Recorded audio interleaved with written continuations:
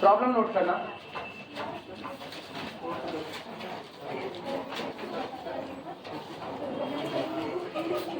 Problem है a string of length L, so a string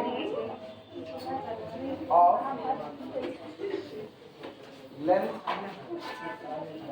L, a string of length L is attached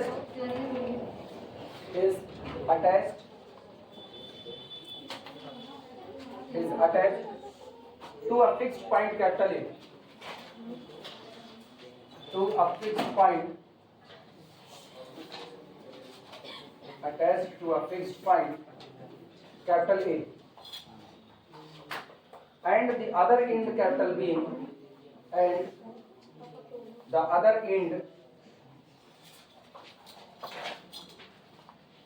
the other end capital B is pulled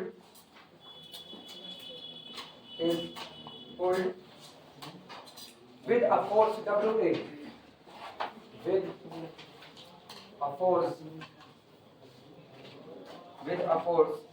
WA, inclined at an angle,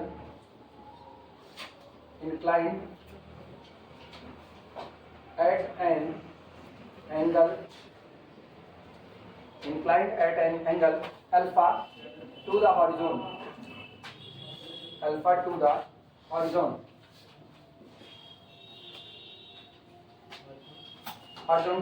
horizontal को horizon कहते हैं, क्षैतिज। W being the weight per unit, W being the weight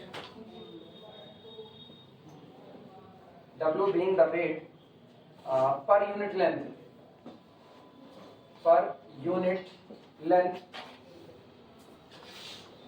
W being the weight per unit length of the string,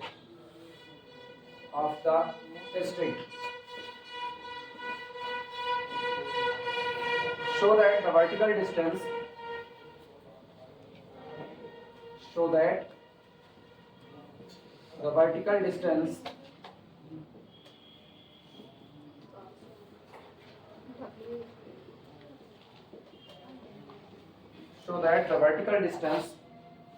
of capital A above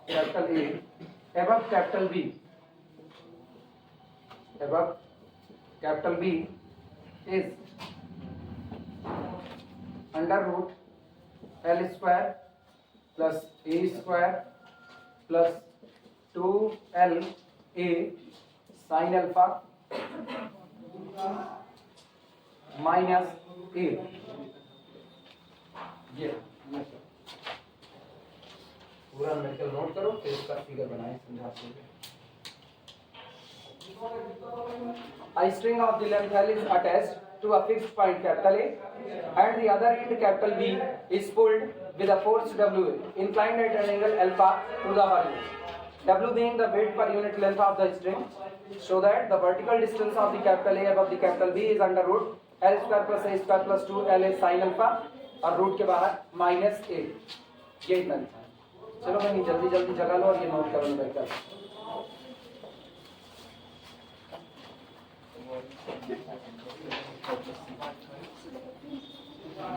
सुनो, कह रहे हैं a string of the length L, इधर बात सुनना और फिगर को ना इसी से निकालने की कोशिश करो।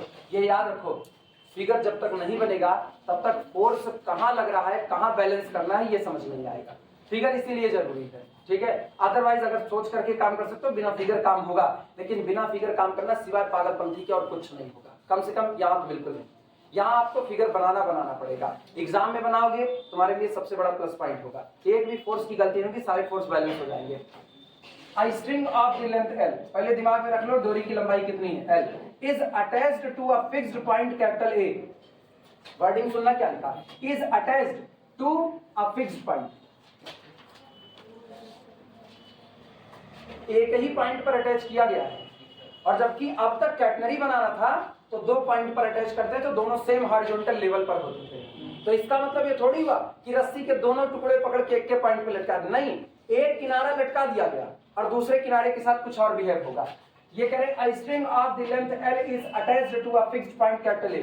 लो एक फिक्स्ड पॉइंट ये कैपिटल ए हो गया, यहां से रस्सी का एक सिरा अटैच कर दिया। अब आगे देखते क्या है, and the other end capital B, और जो दूसरा किनारा कैपिटल बी है, is pulled with a force W A, और इस दूसरे सिरे को खींचा जाता है।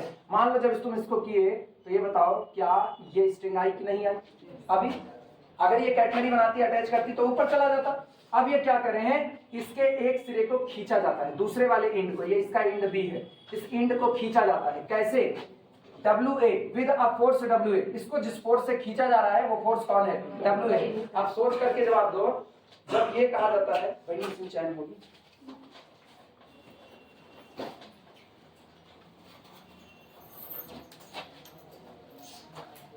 एक अटैच किया एक किनारा, और ये अभी लटक करके ये आया, ये जो दूसरा किनारा है इसको एक फोर्स से खींचा जाता है। अब ऐसे खींच दोगे तो एकदम स्ट्रेट हो जाएगा, बहुत हल्का सा फोर्स लगा करके खींचे। अच्छा ये बताओ, जब हम इसको इस तरीके से किए हैं तो मेरी उंगली इस पर फोर्स डाली रही है, वो फोर्स इसको खींचा है, तो फोर्स कहाँ काम कर रहा है? टेंजेंशियली काम कर रहा है। जो फोर्स ये टेंजेंशियली काम कर रहा है ये एक एंगल बना रहा है। आगे लिख रहे हैं डब्ल्यू ए, इस फोर्स के लिए दे दिया, ये फोर्स कितना लगा रही है? उंगली जो फोर्स लगा रही है कितना है? डब्ल्यू ए है। इसी पे कह रहे हैं the second end B is pulled, खींची जाती है सेकंड एंड, दूसरे सिरे को खींचा जाता है विद अ फोर्स, एक बल के द्वारा, जो बल कितना है? W A, inclined at an angle alpha two the horizon, और जो फोर्स आप लगा रहे हो फोर्स हॉरिजॉन्टल के साथ कितना एंगल बनाता है? अल्फा का। अब ये बताना, जब आप इसको खींच रहे हो एक फोर्स लगा के, तो ये फोर्स ये रहा डब्ल्यू ए, और ये हॉरिजॉन्टल के साथ कितना एंगल बना रहा है? अल्फा। अब सुनना, कैटनरी आप हाइपोथेटिकल कैटनरी पूरी करो।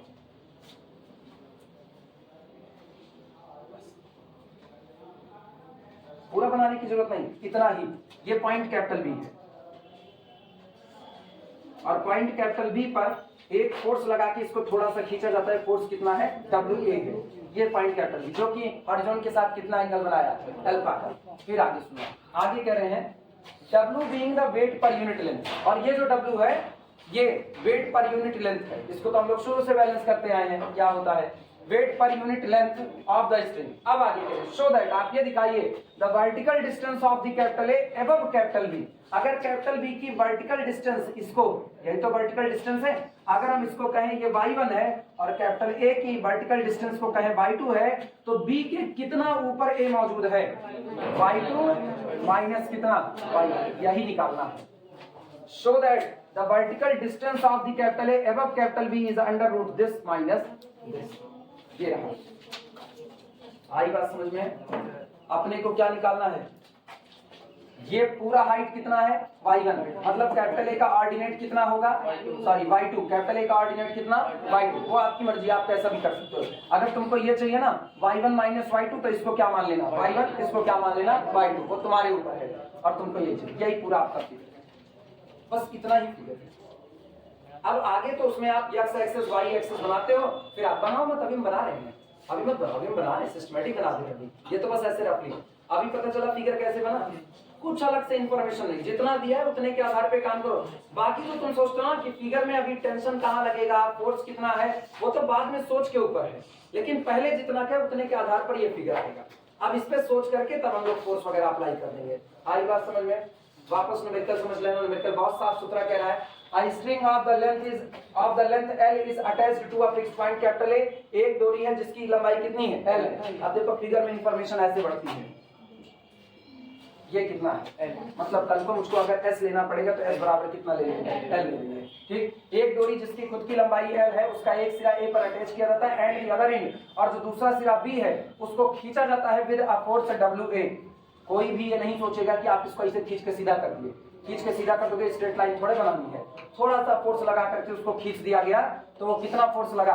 WA, जहां पर W weight per unit length है, और जो फोर्स आपने लगाया है वो हॉरिजॉन्टल लाइन के साथ कितने का एंगल फॉर्म करता है? अल्फा।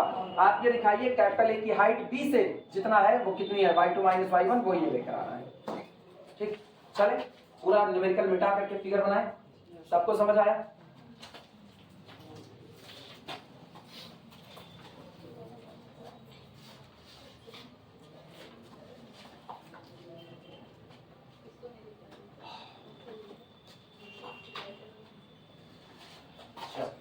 बनाने की शुरुआत।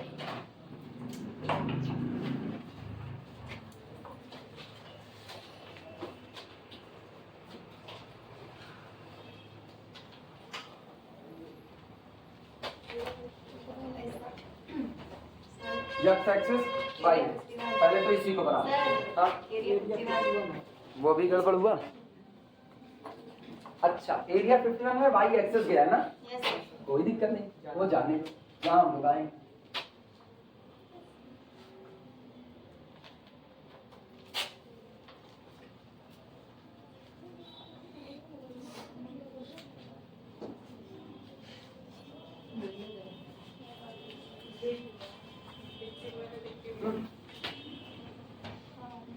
अभी ये क्या किया जा सकता है ना? 60 समाचरित मेरा हाथ कहाँ प्रथम कहिए, और यहाँ पर देखो। अब देखो जब हम एकदम इत्मीनान से काम करते हैं तो मेरा हाथ मेरा साथ नहीं दे रहा।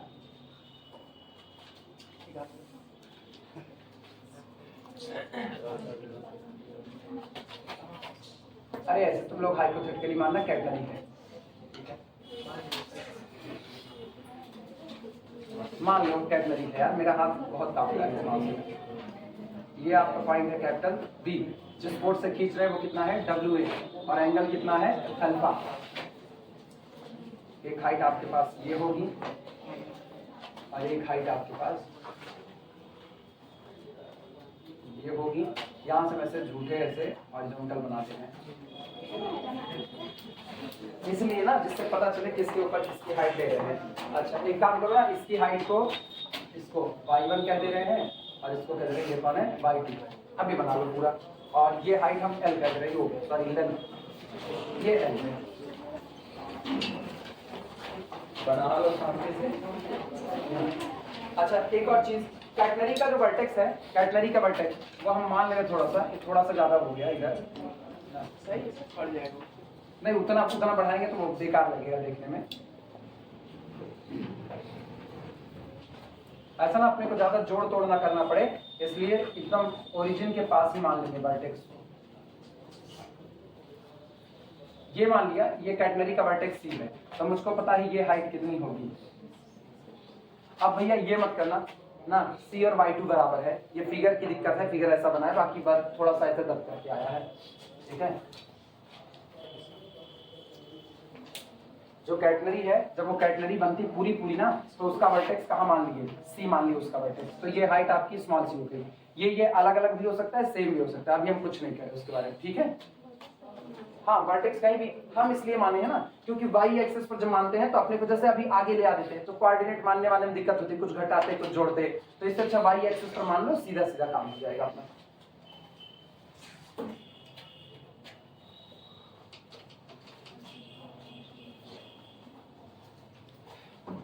फिगर में किसी को दिक्कत?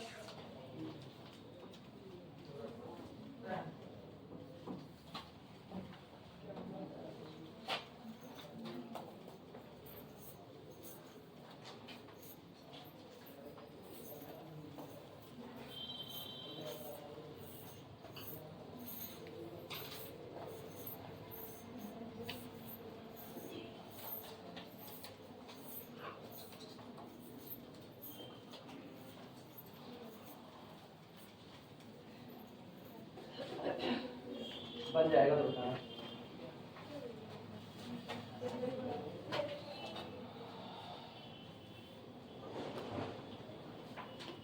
ये लाइन भी जैसा लग रहा है वो कौन सा हिल क्लाइंब रेसिंग, ऊपर से नीचे है, वो सीधा आएगा।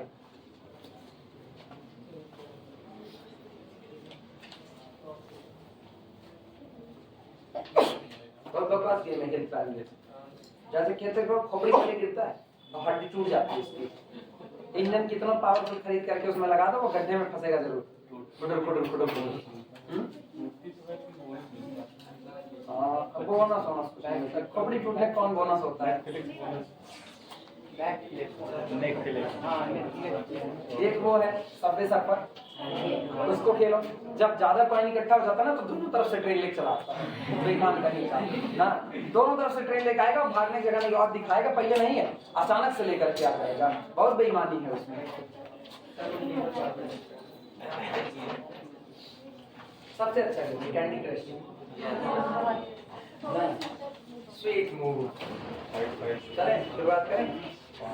अरे जब आया हुआ था ये तो इतना फेमस हुआ था, शुरुआत में जब ये आया हुआ था कुछ लोगों के पास मोबाइल होता था, मतलब इतना फेमस नहीं था, मोबाइल सबके हाथ में था, कॉमन हो जाए तो ट्रेन में बैठे रहो, कहीं भी बस में बैठे रहो, पता चल जाता था खेल। लोग जानबूझ के वॉल्यूम में बढ़ा करके खेलते थे, जिससे लोग ऐसे देखें खेल रहे हैं, जानबूझ के वॉल्यूम बढ़ाते थे। सोल्यूशन लिखना, मेरा शुरू का था, मेरे पास जो भी मोबाइल आया पहले तो कम रैम वाली आती थी, 1 GB रैम ना 2 GB रैम ऐसे मोबाइल आती थी। 3 GB जो खरीदता था ना वो भौकाल मारता था, अब तो 8 GB वाला बेचारा भौकाल नहीं मार पाता ना, वो भी कहते हैं बगल वाला कहे मेरे पास 12 GB का रहता है, मतलब 8 GB वाले सम्मानजनक हालत में जी रहे होते हैं अभी आज की तारीख में। पहले 3 GB वाला अमीरी में जी रहा होता था। 3 GB पे जोन मोबाइल है, 3 GB रैम हैंगे ना करे, और लोग हैंग का मतलब लटक जाना समझ जाते थे तो वो 3 GB 1 GB वाले में पता है, मेरा जो पहला मोबाइल था वो शायद कार्बन का था, 256 GB नहीं 256 GB का है, 256 MB में रैम थी उसकी, शायद 256 MB में लिखना। ठीक, AB इज इक्वल टू, या AB का स्ट्रिंग लेना, AB इज स्ट्रिंग, एक AB string of length L, of length L, AB ये चलाएं बंद चलाएं, एक AB string of the length L, हम AB जो स्ट्रिंग है उसकी लेंथ को कितना दिया गया है L, तो वही हम इसे भी कह रहे हैं। ठीक, लिखना द एंड B, अब B को खींचा जा रहा है उसकी बात करें, the end B, the end capital B is pulled with a force WA, with a force WA, with a force WA inclined at an angle, inclined at an angle, at an angle alpha to the horizon, to the horizon। दूसरे सिरे B को एक force WA के द्वारा खींचा जाता है जो हॉरिजॉन्टल के साथ फोर्स कितने का एंगल फॉर्म करता है, अल्फा का एंगल फॉर्म करता है। ठीक, जो कैटनरी बनेगी उस कैटनरी का वर्टेक्स हम लोग क्या मान लेते हैं, C मान लेते हैं। देखना, C be the vertex of the catenary, C be the vertex of catenary, और C कैटनरी का वर्टेक्स है, किस कैटनरी का, जिस कैटनरी का एक हिस्सा AB है।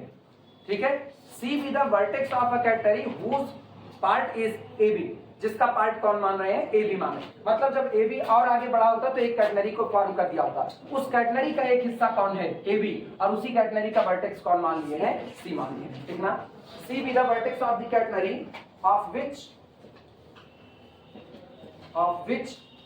AB is a portion, या AB is a part, AB is a, ऐसे पोर्शन लिखे ज्यादा अच्छा होगा, पार्ट लिखे, पार्ट या पोर्शन, पोर्शन हिस्सेदार, कुछ भी जड़े चालू सब मान, हाँ AB का हिस्सा। अच्छा सुनो, अब बात सुना, ये बताओ B से कितना आगे बढ़े वो तो पता है नहीं, बस इतना पता है इतना बढ़े कि y एक्सिस को टच कर दे, अपनी मर्जी से मान लेते हैं ये दूरी कितनी है S। भाई आर्कुअल लेंथ आप क्या मानते हो, स्मॉल s मानते हो, तो हम लोग लिख दे रहे हैं लेट माना CB is equal to small s, let CB is equal to small s।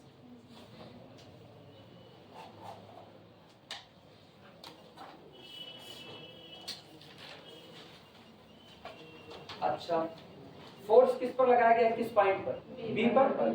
जब फोर्स B पर लगाया गया है तो आओ B पर बात करते हैं, B पर टेंशन की, क्योंकि B को खींचा गया है इसलिए इसका टेंशन कुछ ऐसा जा रहा होगा। अब देखो यही गलत बन गया, इसको ना ऐसे टेंजेंशियली निकलना था ऐसा। ये बताना, ये ऑब्लिक वाले जो टेंशन होते हैं, ऑब्लिक टेंशन का फार्मूला हमारे पास होता है T बराबर W इंटू वाई। किसी इंड पर फोर्स लग रहा है और उससे जो टेंशन पैदा हुआ है वो है W बराबर T बराबर W इंटू वाई, यही है।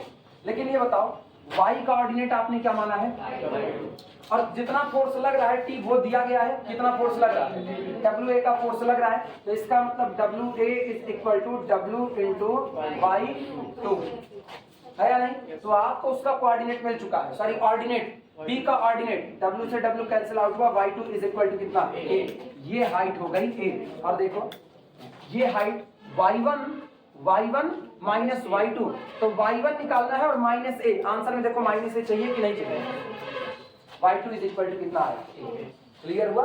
इसी को हम लिखने चाहिए।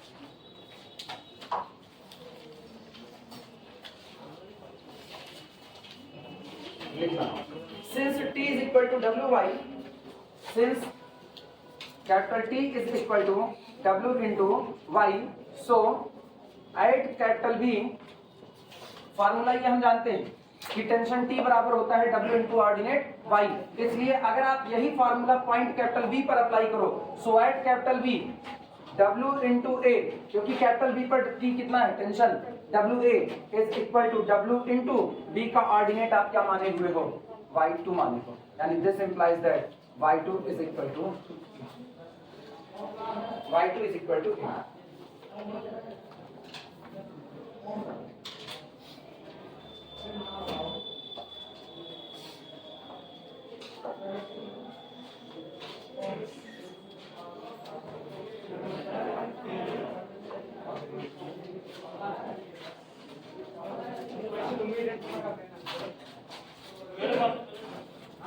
लिख लेना, फिर आगे चला जाए। अच्छा एक चीज और ध्यान दो, अभी हम B को छोड़ करके कहीं जावा नहीं रहे, B पर जो फोर्स लग रहा है वो हॉरिजॉन्टल के साथ एक एंगल भी बना रहा है, कितने का, चलो उस एंगल का इस्तेमाल करते हैं। हाँ चैनल का नाम है नोरे साइगस द बिगिनिंग, साइगस द बिगिनिंग, यस मैं को आ रहा है पढ़ाते हो, गजब आदमी हो यार, बच्चा कोई भी इधर बात सुनना, अब आगे चला पीछे वाले सुनो, एक अपने पास फार्मूला है, बात सुनो, हमको ये कैपिटल B पर जो फोर्स लगा है वो एक एंगल फॉर्म करता है अल्फा, ये एंगल दिया गया है, बिना मतलब के तो दिया नहीं गया है, आंसर में गौर करो, आंसर में अल्फा शामिल है, तो इसका मतलब अल्फा का इस्तेमाल करना पड़ेगा, अल्फा का इस्तेमाल करना पड़ेगा। तो कहाँ से अल्फा का इस्तेमाल करें, मेरे पास एक फार्मूला होता है यस बराबर सी टेन साइन, हाँ है ना, यस है, भूल गए हो तो बताओ, यस बराबर सी टेन साई होता है कि वाई बराबर सी सेक साई होता है,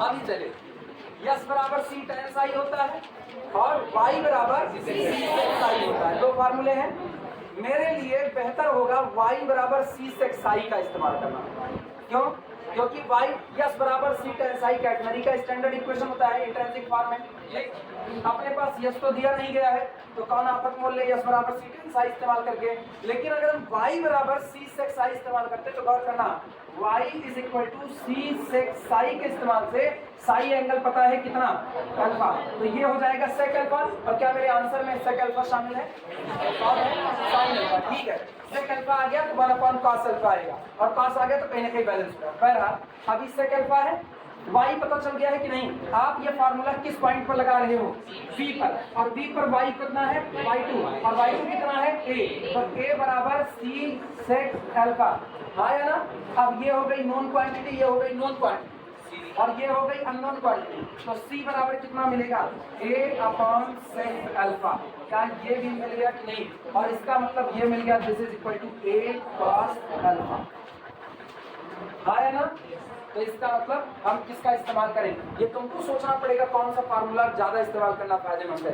यस बराबर सी टेन साई मेरे किसी काम का ना होता, क्योंकि मेरे लिए यस अननोन है, यस आर्कुअल लेंथ मानी जाती है, और क्या आर्कुअल लेंथ कोई पता है, नहीं पता, एक पता है बस ए से बी तक की है, लेकिन अगवा जोड़ करके यस आया, ठीक, तो आपने लोग इस पर माने कोई मतलब नहीं, लेकिन अगर आप y बराबर सी सेक साई लगाते हो तो इस पर पॉइंट कैपिटल V पर, तो आपको ऑर्डिनेट पता है, आपको c मिल जाएगा क्योंकि साई एंगल आपको अल्फा, क्लियर हुआ, लिखना अप्लाई y बराबर C sec psi at capital V, apply y बराबर C sec Sai,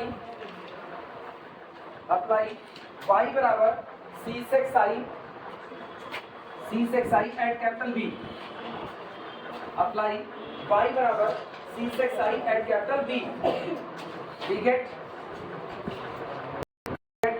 y2 is equal to, पहले तो ये लिख रहा, y2 is equal to C sec alpha implies that a बराबर C sec alpha and this implies that C बराबर a cos alpha लिख दें, a cos अल्फा लिख करके घेरा मार देना।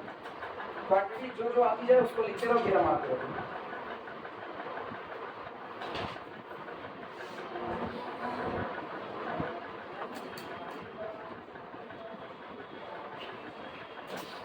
आप सुनो, अब आओ, अब उनका हाल देख लेते हैं, उनसे क्या मिलेगा। जितनी इंफॉर्मेशन मिले लिखते जा रहे हैं, जो इस्तेमाल में आएगी देखा जाएगा।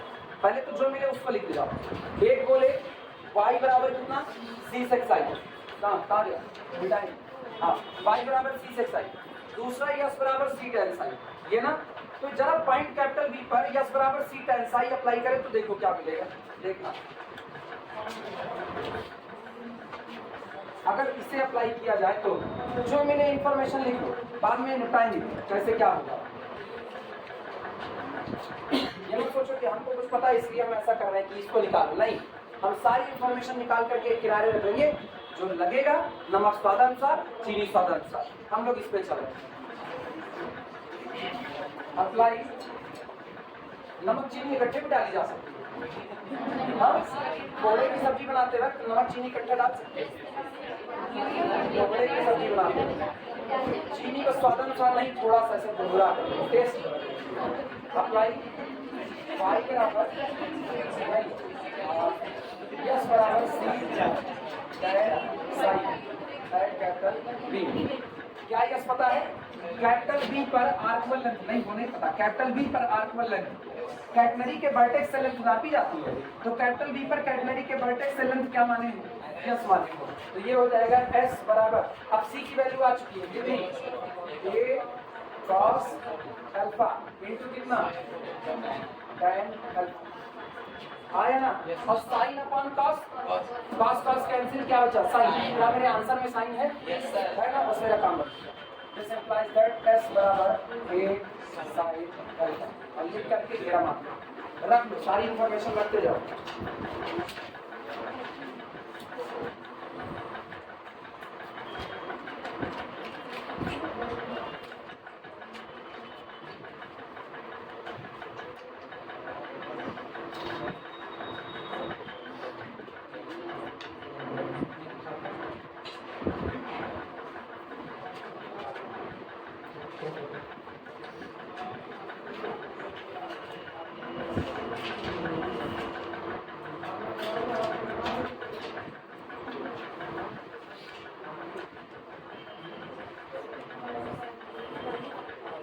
लिख चुके, फिर सुनो, फिर दिमाग चलाओ। अगला काम करो, मुझको कैपिटल ए का ऑर्डिनेट चाहिए, कैपिटल ए का ऑर्डिनेट, क्योंकि बी का ऑर्डिनेट निकाल चुके हैं। अगर कैपिटल ए का ऑर्डिनेट किसी तरीके से और पता चल जाए तो ए का ऑर्डिनेट माइनस बी का ऑर्डिनेट, ए का ऑर्डिनेट माइनस बी का ऑर्डिनेट, ये वाली लंबाई मिल गई कि नहीं, जो हाइट आपको चाहिए कि बी से कितना ऊपर ए मौजूद है। लेकिन अब याद करना, कैपिटल ए पर जब अप्लाई करने जा रहे हो तो कैपिटल ए पर आपको एंगल तो पता है नहीं, तो आप यहाँ पर ऐसा कोई फार्मूला नहीं लगाओगे जिसमें आपको एंगल की जरूरत पड़े। लेकिन उसके पास ऑर्डिनेट निकालने का एक फार्मूला होता है, वाई स्क्वायर बराबर C square plus S square. अब ये बताना वाई स्क्वायर वो तो निकालना है क्योंकि वो कौन है, वाई वन स्क्वायर बराबर सी स्क्वायर, क्या सी पता है, हाँ, सी बराबर ए कॉस अल्फा और प्लस यस स्क्वायर। लेकिन गौर करना, कैपिटल ए के लिए आर्कवल लेंथ ये हो, तो कैपिटल ए के लिए एस प्लस कितना, क्या पता है, एल पहले से पता था, यस आप निकाल चुके हो, मेरा काम बन सकता है। क्लियर हुआ? तो अगला फार्मूला क्या लगेगा, वाई स्क्वायर बराबर C square plus S square, किस पॉइंट पर, कैपिटल ए पर अप्लाई किया जाए।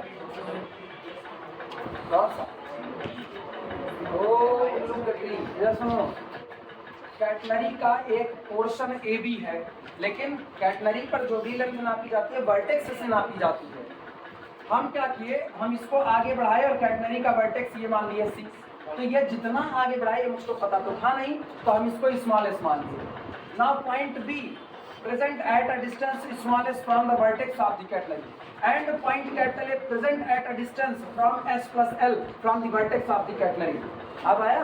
तो आप जो लिखते हो ना वाई स्क्वायर बराबर C square plus S square, S जो होता है वो कैटनरी पर मौजूद पॉइंट का, हाँ कई लोग कंफ्यूज करके यस बराबर यही छोड़ देंगे, ये मत करना। आप जो वाई स्क्वायर बराबर C square plus S square करते हो, भैया भैया जग जाओ यार, सो गए यार, नींद आ गई। बताओ मेन कौन सा ठंडी लग रही है?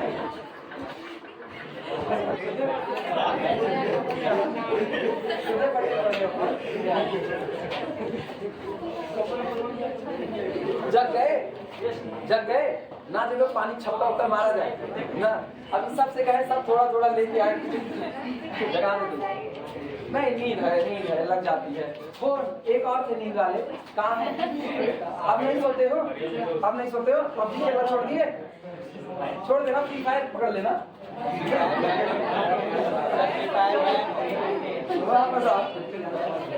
हाँ सुनो, मेन आर्टिकल सुनो, जो मेन बात बोल रहे हैं, तुमको मेन बात पे जगाए नहीं, इतना जगाते सोने देते। इधर देखना, ये कैटनरी है, मान लो ये भी छोड़ो,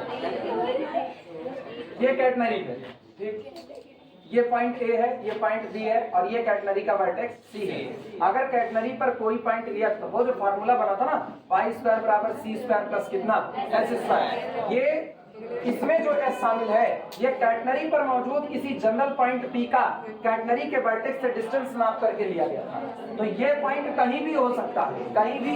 आज हमने उसी पॉइंट को क्या मान लिया है, कैपिटल ए। तो वर्टेक्स से कैपिटल ए की दूरी में एस प्लस कितना लिखा जाएगा, एल लिखा जाएगा। तो फार्मूला ये लगा जरूर रहे, लेकिन याद रखना where S is the distance of the point from the vertex of the catenary. जिस पॉइंट की आप चर्चा कर रहे हो उस पॉइंट की कैटनरी के वर्टेक्स से दूरी मानी जा रही है, ना कि केवल एस जो आप अभी निकाल के रखे हो। अभी क्लियर हुआ?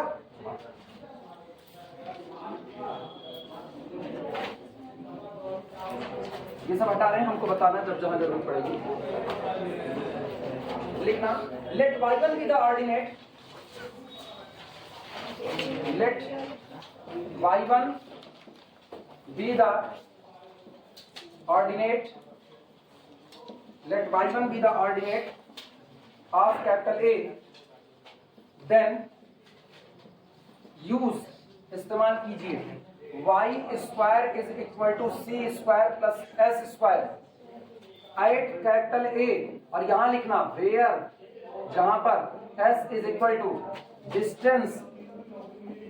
Distance of capital A from, अब क्या हम लिख ही दे रहे हैं, vertex of catenary. Yes, point A की कैटेनरी के वर्टेक्स से डिस्टेंस नापी जा रही है। दिस इंप्लाइज दैट, रखो y1 square is equal to, y1 square is equal to c कितना आया था, a cos अल्फा, तो a square cos square alpha और प्लस s कितना है, s प्लस l है, तो s बोलो कितना आया था, a sin alpha plus l का होल स्क्वायर।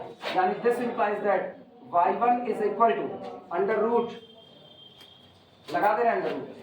ये बताओ थोड़ा सोच करके, a square cos square alpha plus a square sin square alpha, a square common sin square cos square कितना, सारे लोग समझ लो।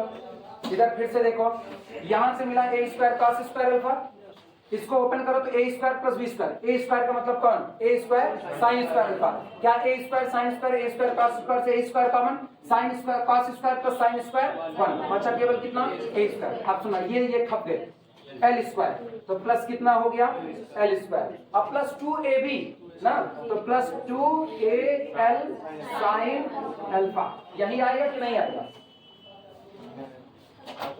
y1 is equal to this, और y2 कितना आया है, a आया है। ये बताओ y1 minus y2, this minus a, answer आ गया कि नहीं आ गया, नोट कर लो।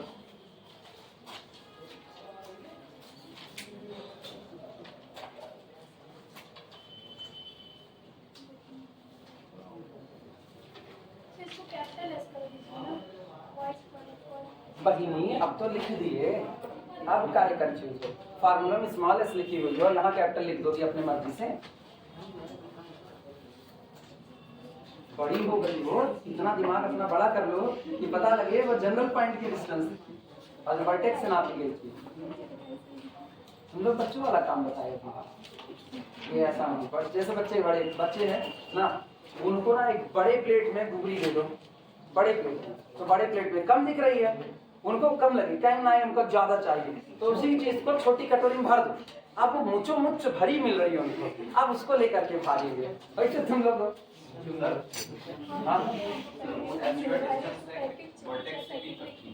कहाँ से? नहीं नहीं नहीं नहीं, फिर तुम भी वही कंफ्यूज हो, तुम भी वही कंफ्यूज हो। ये हमने माना है, जब फार्मूला लिखते हैं तो फार्मूले में वो जनरल पॉइंट जो होता है, जो कैटेगरी पर चल रहा है, उसकी वर्टेक्स से डिस्टेंस होती है। तो यहाँ जो एस लिखा गया ना, ये जनरल डिस्टेंस है पॉइंट कैपिटल ए की। तो पॉइंट कैपिटल ए की डिस्टेंस बोलो वर्टेक्स से कितनी होगी? स्मॉल एस नहीं होगी, वो होगी कितनी? एस प्लस एल का होल स्क्वायर। तो मन चाहे ये एस प्लस एल का होल स्क्वायर, ये हम लिख दें इसको ऐसा, इसको ऐसा लिखें, ऐसे कॉर्नर पर लिखाना। अब दिक्कत है, जनरल पर्टिकुलर चीजों में आपका सीखो धीमे धीमे, नहीं गड़बड़ा जाएगा। बोले फिर अगर हो गया तो बोला जाए। रिक्वायर्ड डिस्टेंस, जो हमें दूरी चाहिए, required distance is equal to y1 minus y2, और आंसर वही चिपका दो, y1 माइनस y2 लिख करके। अरे ये y1 और माइनस y2 यानी माइनस a कर दो इसी पर।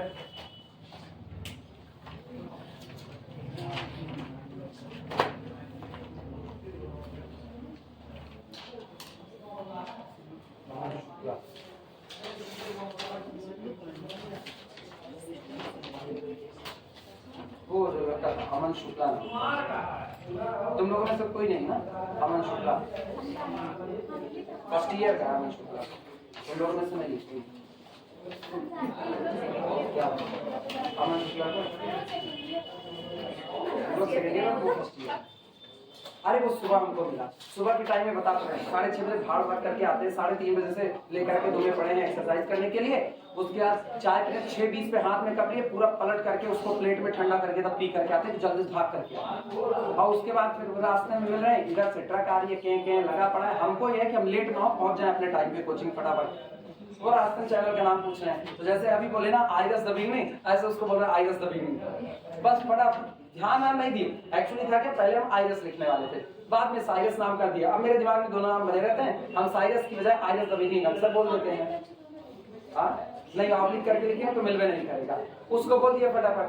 अब वो अपना बाद में यहाँ आए तो याद है यार, उसको तो नाम आइरस बोल दिया, हमको तो साइरस बताना था उसको। बाद में फिर वो आया, चलो गनीमत है आ ही गए पूछने के लिए। हटाया जाए, हटाए इसको।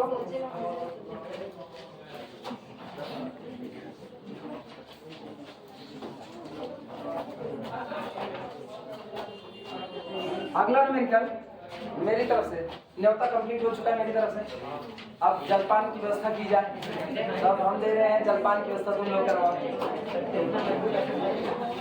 न्यूमेरिकल है, प्रॉब्लम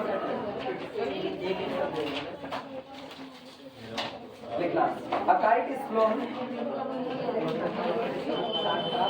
a kite कौन बच्चा बिगड़ चुका है। A kite is flown with 600 feet, तो 600 फीट पे पतंग उड़ा रहे हैं, 60 मंजिला ऊंची पतंग। आप स्कूल स्कूल नहीं खिला, वो कोरोना टाइम में ना, अगर नहीं मिल गए होते तो ये काम ना करते पतंग उड़ाने वाला।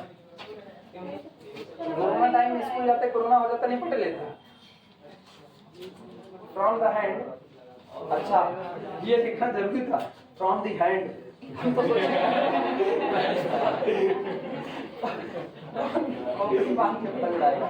फ्रॉम द हैंड कह रहे a kite is flown with 600 feet of string from the hand to the kite, from the hand to the kite। अच्छा इसका मामला कुछ और है, hand to the kite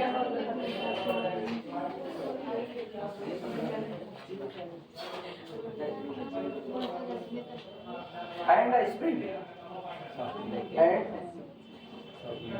a spring A kite, रुको कुछ उल्टा लग रहा है काइट के लिए। A kite is flown with the 600 feet of string। अच्छा, डोरी की लंबाई 600 फीट है।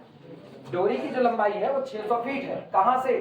From the hand to the kite, हाथ से लेकर के, जिस हाथ से पतंग उड़ा रहे हैं उस हाथ से लेकर के पतंग तक जो डोरी गई है उसकी टोटल लंबाई कितनी है? 600 फीट। मतलब L बराबर कितना? 600 फीट। S बराबर L बराबर 600 फीट। S तो कैटनरी के वर्टेक्स से नापी गई दूरी होती है। दिमाग से भ्रम हटाओ। डोरी की लंबाई 600 फीट है तो L बराबर, स्ट्रिंग की लंबाई L बराबर 600 ली जाएगी। ठीक है, स्मॉल यस नहीं। स्मॉल यस कौन होता है? स्मॉल यस कैटनरी के वर्टेक्स से सिरे की लंबाई होती है, किसी सिरे की। जो सिरा जनरल है वो सिरा सबसे ऊपर भी हो सकता है, बीच में भी हो सकता है। क्लियर हुआ? तो S बराबर 600 फीट मत लेना। वो दिया था, पेड आउट वायर दिया था, वहां पेड आउट नाम था। देखो मेरी याददाश्त कितनी अच्छी है। हमें कौन plan by and I spring balance held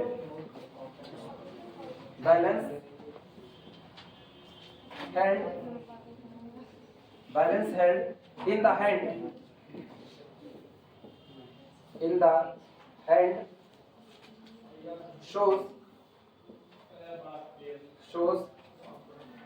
a pull equal to the weight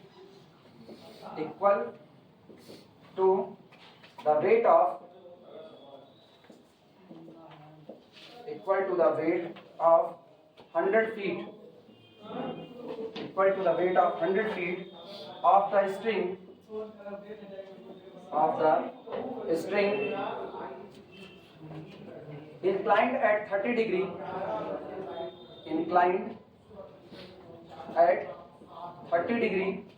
to the horizon.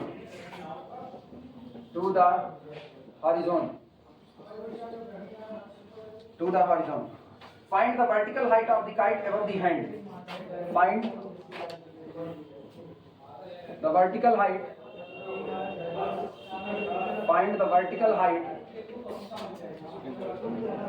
Find the vertical height of the kite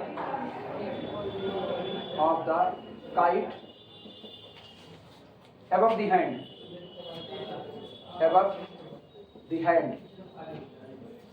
मेरी हैंड राइटिंग में मत जाना, बहुत गंदा लिख रहे हैं। और हम इसके बारे में कुछ नहीं बोलेंगे, अपने दिमाग से समझो, अपने दिमाग से लगाओ। मेरी तरफ से होमवर्क टाइप का, होमवर्क नहीं, यही क्लास होगा।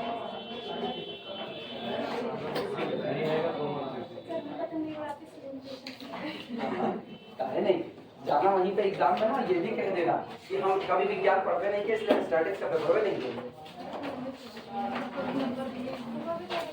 वो भी कहेगा हम तुमको कभी देखे नहीं तो नंबर भी देखेंगे। A kite is flown with a 600 feet of string। एक पतंग है जो 600 फीट की डोरी से उड़ाई जा रही है और इसकी लंबाई हैंड से लेकर के काइट तक की 600 फीट है।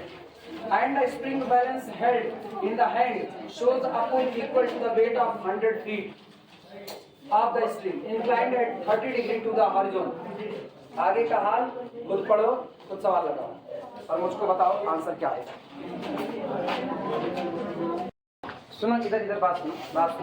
चरखी जानते हो? चरखी जानते हो ना? अपने यहाँ बांस वाली मिलती है ना, ऐसे एक लोग लेकर के उसको पकड़ करके खड़े होंगे, ढील दे उड़ाते रहेंगे ना। एक और आती है, वो चरखी जो आती है वो मतलब कुछ ऐसा पकड़ करके उड़ाया जाता है, जो हाथ में उसको पकड़ लेते। तो जब हाथ मुड़े वो ढीली होती है, ये नहीं कि बहुत टाइट होती है। जैसे जो लकड़ी वाली तो एकदम टाइट बनी रहती है, वो ढीली होती है।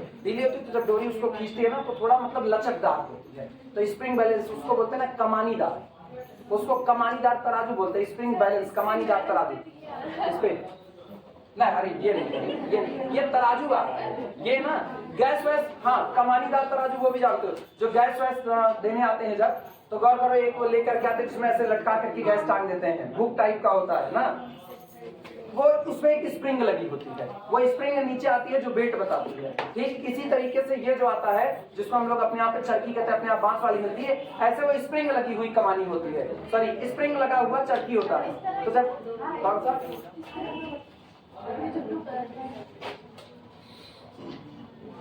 नहीं, ब्लू वाला भी तो अपने यहाँ का भद्दा रूप है ना, अपने यहाँ वाले का और भद्दा रूप। अरे वो इसमें दिख नहीं रहा कहीं पर भी ना। नहीं दिख रहा, कहीं नहीं दिख रहा। कुल मिलाकर के ऐसा जान लो, तुम्हारे हाथ में जो चरखी है, तुम्हारे हाथ में जो चरखी है, ये the kite and the spring balance held in the hand. हाथ में जब तुम चरखी को पकड़े हुए हो तो स्प्रिंगदार चरखी है, वो एक खिंचाव महसूस कराती है, एक खिंचाव, शो अ पुल, एक खिंचाव दिखाती है, equal to the weight of the 100 pull. और वो जो वेट है, जितने का खिंचाव हो रहा है, वो बराबर है खिंचाव किसके, equal to the weight of the 100 feet of the string.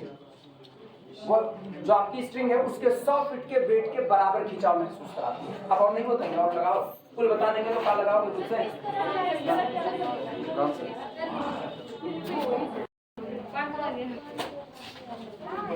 सुनो, तुम लोग उल्लू हो, तुम लोग नहीं लगा पाए, वो लोग एकदम उल्लू हो।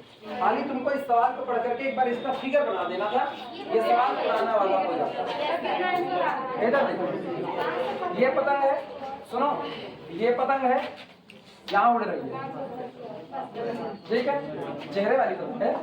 A kite is flown with the 600 feet of the string।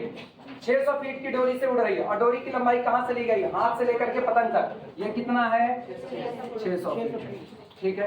अच्छा, उड़ा रहे हो इसको, तो उसके बाद जहां हाथ पर पकड़े हुए यहीं पर बात कर रहा है, and the spring balance held in the hand. और जो आपने हाथ में एक वो क्या कहते हैं उसको, चरखी पकड़ी हुई है, वो चरखी एक खिंचाव महसूस करती है, शोज अ पुल, वो एक खिंचाव दिखाती है, कितने का, equal to the weight of the 100 feet of the string. Per unit weight क्या मानते हो, डब्ल्यू, तो 100 फीट का वेट कितना हुआ, डब्ल्यू इंटू 100 डब्ल्यू, यही तो हुआ, ये खिंचाव ये महसूस हुआ। और ये हॉरिजॉन्टल के साथ पिछली बार कितना एंगल बनाया था अल्फा, आज कितना है 30। क्या यही हाइट फिर से मांगा है कि नहीं, ये हाइट। पूरा फार्मूला पीछे निकाल चुके हो, पूरा फार्मूला पीछे निकालो, केवल उसी फार्मूले में तुमको वैल्यू उठा करके पुट कर देनी है बस, और कुछ नहीं करना। आई बात समझ में? ए का मान निकालना पड़ेगा, ए का मान कि दिया है ए कितना है, पिछली बार क्या था, डब्ल्यू इंटू ए का खिंचाव था, इस बार कितने का, 100 इंटू डब्ल्यू का, तो ए बराबर कितना हुआ 100, ये भी मिल गया। आपके केवल पुराने वाले फॉर्मूले में वैल्यू रख देनी, आंसर आ चुका है, फिगर सेम रहेगा। आई बात समझ में? बाहर रहेगा 100 अंडर रूट 43 माइनस 1, 555.7 फीट, यही आएगा 555.7 फीट, यही आंसर है। अब आई बात समझ में? डिट्टो पुराना वाला न्यूमेरिकल दिए हैं, नया कुछ नहीं दिए हैं, अब फिर भी सोच नहीं पा रहे, ये गलत बात है ना। आई बात समझ में? अब कर लोगे, इधर इधर अब कर लोगे, पुराना वाला ही न्यूमेरिकल है, नया कुछ नहीं दिए हैं। आई बात समझ में? बस खाली वहां पर जो कुछ भी था वो जनरल फार्मूला निकाला जा रहा था, यहाँ पर पर्टिकुलर दे रहा है। तो वहां डोरी की लंबाई कितनी थी, एल, यहाँ कितना हो गया 600 फीट, वहां खिंचाव कितना था, डब्ल्यू है, यहाँ 100 फीट का खिंचाव कितना होगा, डब्ल्यू इंटू 100, वही उतना होगा। उठा करके सारा फार्मूला रखते हुए चले जाओ, आंसर निकाल लो, आएगा 100 into under root 43 minus 1, that is 555 किया, 0.7 हुआ। कर लेना, उम्मीद कर रहे कर लोगे। कहो तो हम लैंग्वेज बोल दें, हम लैंग्वेज बोल दें, नहीं लिखो, हम लैंग्वेज बोल रहे हैं, लाइन बहुत मार लिखो, प्रोसीड एग्जैक्टली एज प्रीवियस लिखो। तुम लोग लापरवाह कहीं के, नालायक लिखो, सब नालायक एक तरफ से लिखो। Proceeding as previous, proceeding as previous, छापिंग पुराना वाला फिगर लिखो, proceeding as previous, proceeding as previous and छापिंग प्रीवियस फिगर ना लिखना। Here L is equal to 600 feet, अंग्रेजी खत्म। Here L is equal to 600 feet, 600 baby, here L is equal to 600 feet, alpha is equal to 30 degree, alpha is equal to 30 degree, ठीक। Also force at capital B लिखना, also force at capital B, point capital B पर लगने वाला force equal to weight of 100 feet string, weight of 100 feet string बराबर 100 into W बराबर 100 into W. अब उठा करके पुराने वाले में रख देना। अब तो कर ले जाओगे।